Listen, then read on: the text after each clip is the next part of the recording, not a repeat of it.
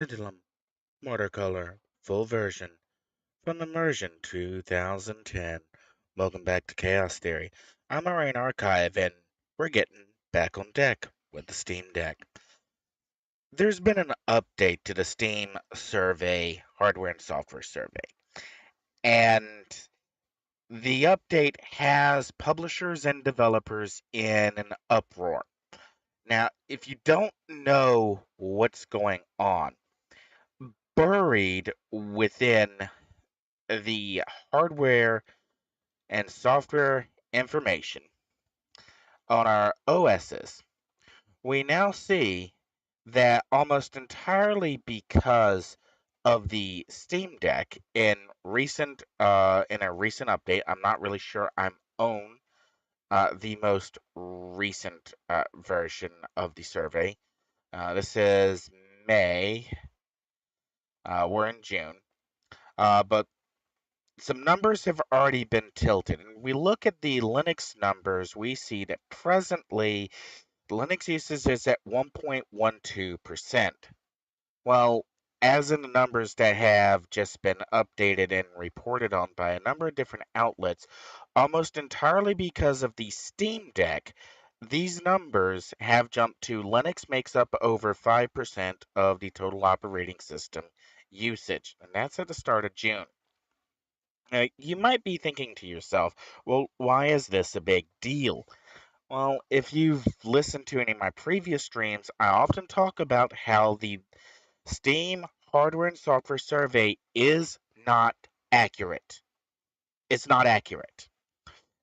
And I use my own personal self as a data point in why I know that the hardware and software survey, as it is presented to the end users on the Steam store page, is not accurate. And why I also state when Valve is not joking when they say that the Steam Deck is a hardware upgrade for the vast amount of Steam users. What you need to understand here is that the Steam hardware and software survey requires that a Steam user not only get the survey, they also require the Steam user to agree to the survey. The hardware and software survey only covers those Steam users who got the survey and responded to the survey. Now, in my own case, I run Linux on more systems than I run Windows. I have, on my own basis, despite running Linux a lot more often and being on a Linux system a lot more often than I'm on Windows, have a 10-to-1 ratio of how often Valve asked me to do the Steam survey on a Linux platform. In fact, it's so uncommon that the last time I was asked by Valve to take part in a survey, even though it was on an older system with older components, I made a stream of it because it was so out of the normal. And that's a very important thing to keep in mind when you're looking at the hardware and software survey is it's not the actual data. It's people who agreed to be in the survey and who asked to be in the survey. And again, my own numbers is a 10-to-1 ratio of how often I've been asked to do the survey on a Windows platform versus how often I've been asked to do the survey on a Linux platform when I personally use Linux far more often. If I extrapolate my experience across everyone else who possibly uses Steam. And okay, fine, Linux users are a distinct minority among those who do leverage the Steam platform. Not saying they're a majority, but they're not the minority that the numbers lead you to believe.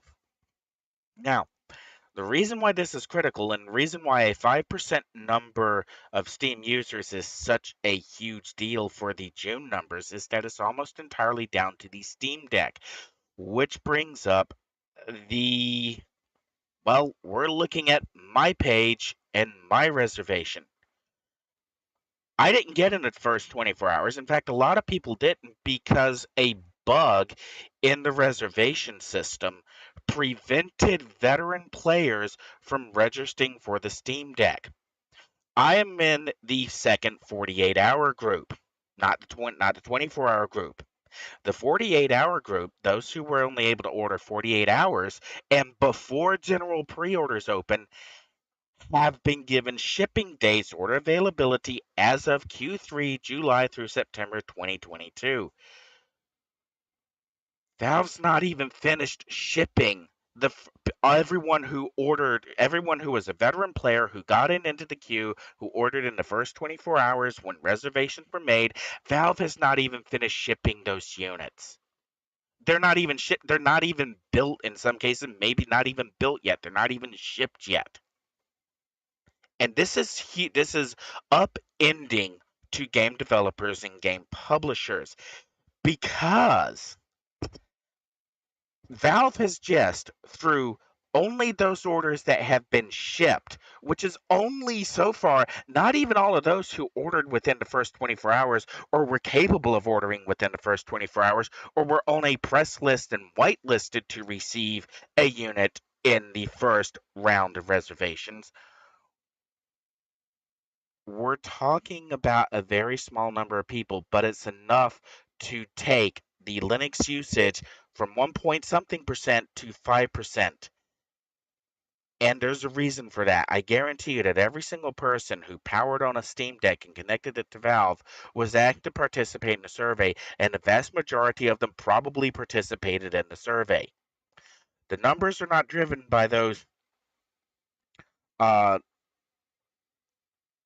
there's probably not a huge ratio of people who got a Steam Deck, saw the survey, and said, nah, I don't want to participate, or no, I don't want my information being provided to Valve like that. It's probably a safe bet to say that the vast majority of people who got a Steam Deck participated in a survey and haven't swapped the Steam Deck over to Windows, or maybe they dual booted Windows or whatever, anything else. But here's the tipping point. We're still talking about a vast minority of people who actually got a Steam Deck. Everyone who was in the 48-hour grouping still hasn't gotten theirs. Everyone who was in the 72-hour grouping still hasn't gotten theirs. Everyone who was on the other side of the uh, first launch queue hasn't gotten theirs. So let's think about those numbers for a second.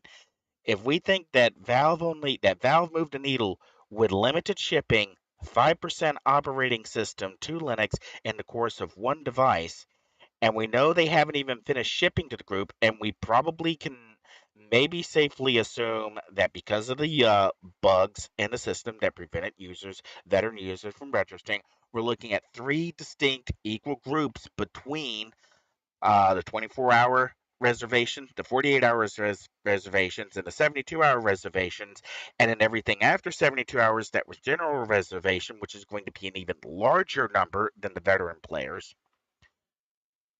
So when you factor that in mind, you're looking at 5% plus another 5% plus another 5% plus probably 10 to 15 to 20% on top of that as Valve finishes shipping all of the Steam players who ordered a Steam Deck and follow through on actually making the purchase.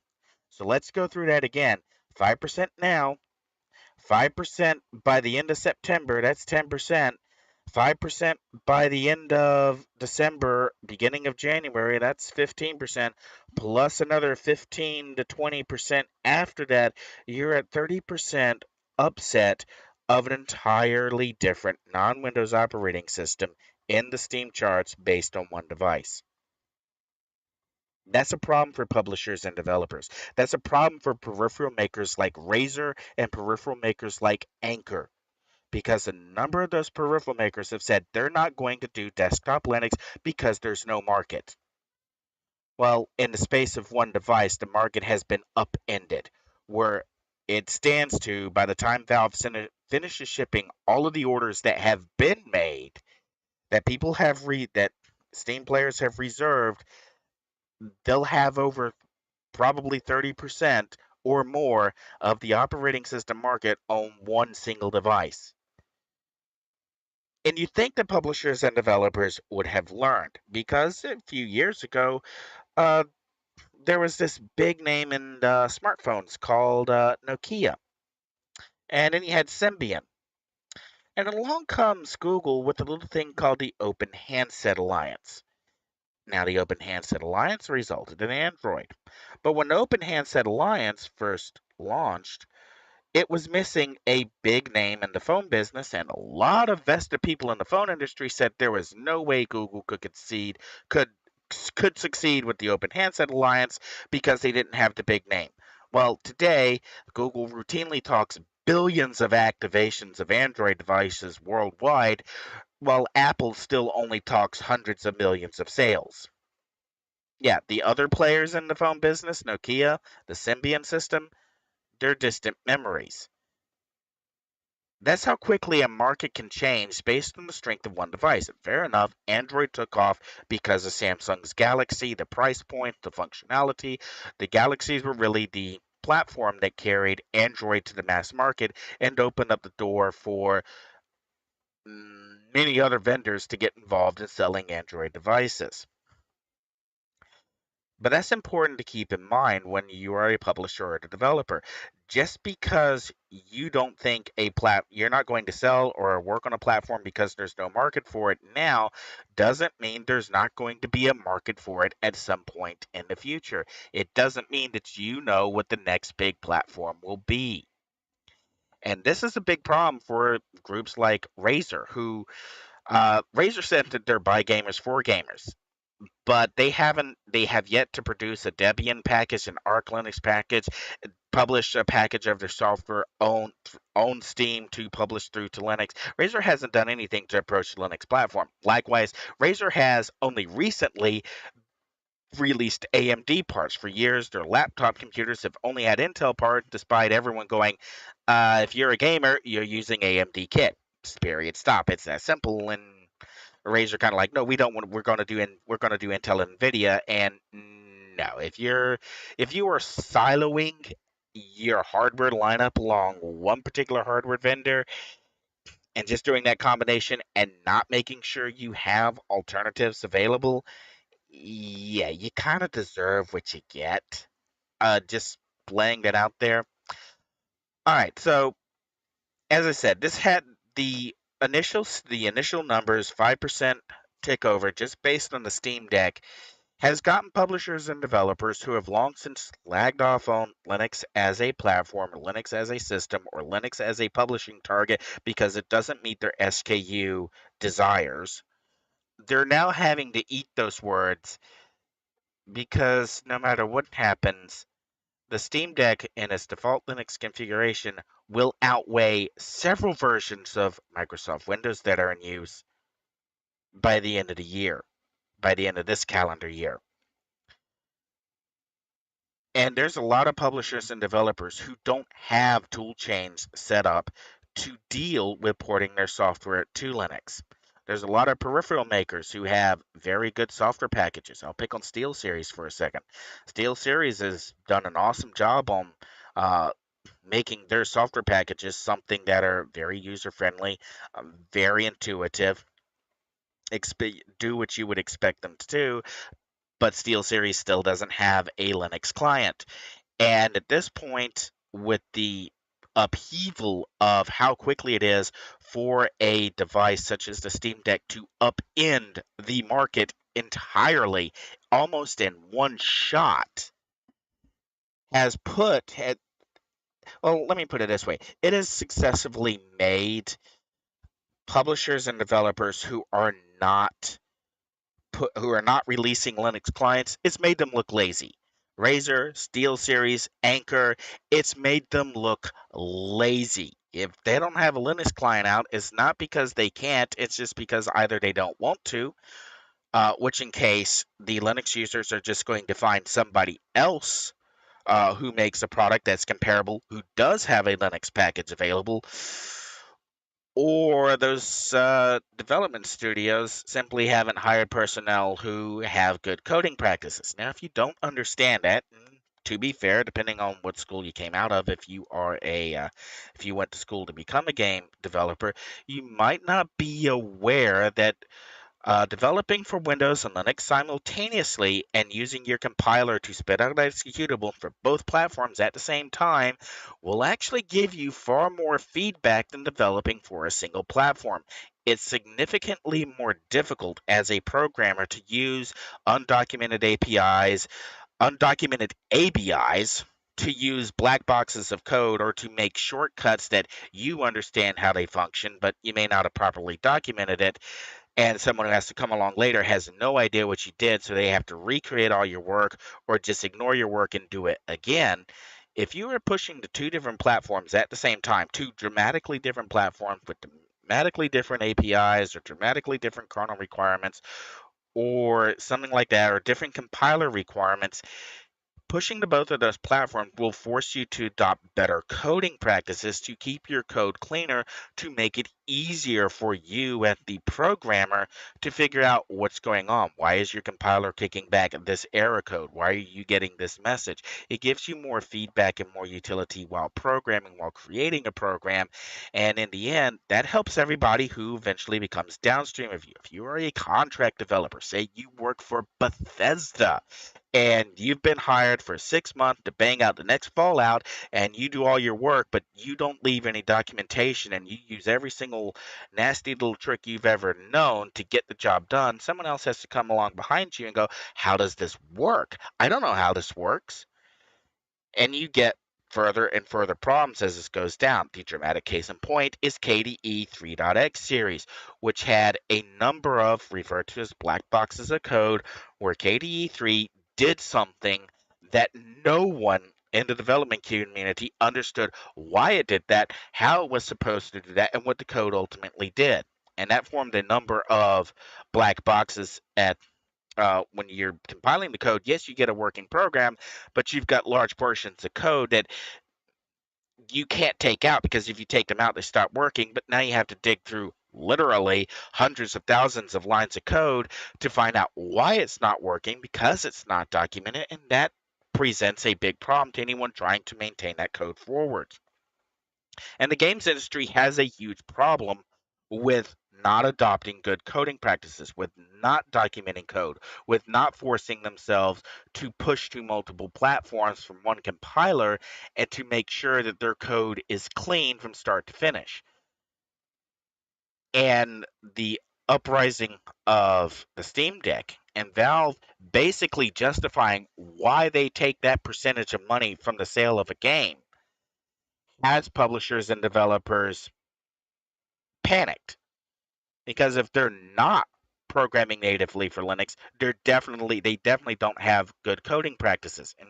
Uh, and as much as I want to slag on Microsoft because of the because of the Linux subsystem for Windows, even internally, Microsoft is now developing for Linux at the same time that they're developing for Windows. And depending on who you talk to, there's even the very large possibility that because of the Win SSX64 or the Windows on Windows 64 components, that say like on Windows, Win 10 and Win 11 on ARM, Microsoft's not even using an NT kernel. They're very likely using a Linux kernel. In the Xbox Series X and Xbox Series S, there's a strong possibility, based on performative behavior of the consoles, that Microsoft's not actually using an NT kernel in those systems. Microsoft's using a Linux kernel and just running Windows atop a Linux kernel.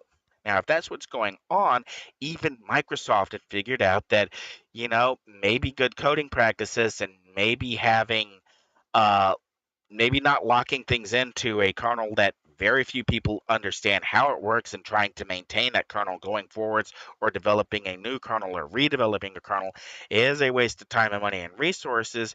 And probably they're just better off using a different kernel. Now, I can hear some people out there already. Well, Microsoft should have gone with a BSD kernel. Okay, fair point. There actually would be good reason for Microsoft to use a BSD kernel or to use New Herd instead of the Linux kernel, but that's not where the Microsoft programmers are putting their contribution to. They're actually contributing to the Linux kernel because they're actually using the Linux kernel internally.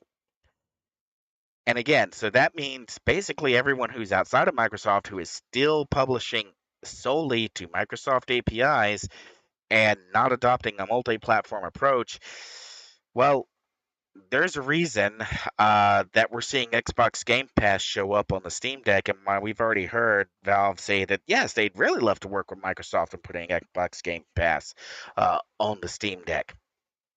Because I suspect that's going to be something coming later this year that we'll see an official Xbox Cloud on the Steam Deck, and then after that, we probably will see Microsoft making a point that games that are released. That are cross-platform for Windows, Xbox Series X, Xbox Series S, also include a Steam Deck compatible, native compatible client. And that's from Microsoft's point of view, that's going to force their internal development teams and everyone publishing to Xbox to write much tighter code. That's going to make things much easier further down the line for backwards compatibility and running that code again, executing that code again on further platforms because Microsoft doesn't know what the next generation of hardware could be. It could be based on x86, it could be based on RISC, it could be based on MIPS or RISC V. Sorry, I should say RISC V. Based on RISC V, could be based on MIPS, could still be an ARM processor, could be an entirely new instruction set architecture based on something new that's been discovered. But if they have a good solid code base to work from that's already multi-platform to begin with, then as Microsoft has found out the hard way in bringing Xbox and Xbox 360 games forward onto the Xbox Series X and Xbox One platforms, knowing how the code works and being able to accommodate for how the code is supposed to work makes preservation long term much easier. Even Microsoft has learned this lesson, and they're doing a bang up job of demonstrating that they've actually learned that lesson. Other publishers and developers, not so much. And again, this is why we're seeing an uproar of there's a lot of publishers, and we'll pick on EA for a second, who were never going to support Linux. They were never, ever, ever, ever, ever going to have an official client release on Linux. But now, with the way the Steam Deck numbers are looking, if they don't have native Linux clients for their games out, if they don't at least test for Proton compatibility, they look lazy. They look like they don't know what they're doing. They look like they're not even trying. And for a publisher or a developer who's trying to maintain a premier status, looking like they're the lazy ones, not a good look. I'm Iron Archive, and there's a point for why I went down on this and why I singled out Razor Steel Series and Anchor early in this, and we'll get back to it probably in the coming days ahead.